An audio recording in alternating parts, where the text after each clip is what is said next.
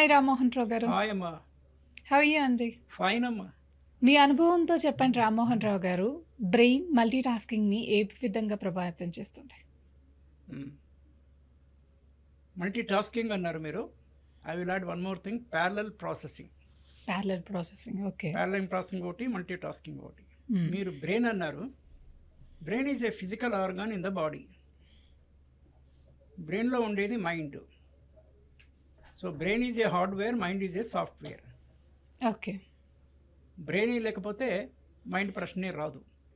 Brain ఉన్నంత మాత్రాన mind అంత హయ్యర్ లెవెల్లో ఉండాల్సిన పని లేదు. It depends. Your right. ఎవరి మైండ్ వాళ్ళది.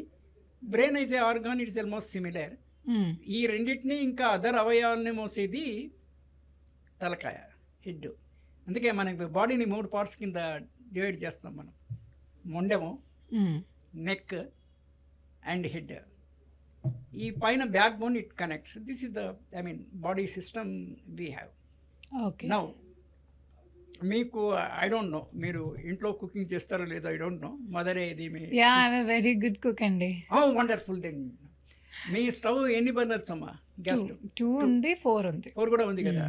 ఇప్పుడు కొంచెం మంది ఎక్కువ వచ్చేవాళ్ళు ఉంటారు, లేకపోతే టైం తక్కువ ఉంది, తొందరగా కావాలంటే you may use 4 burners simultaneously. This is parallel processing. Okay. అంటే very simple example of parallel pass. Multitasking ఒకేసారి 2 పనులు చేయడము.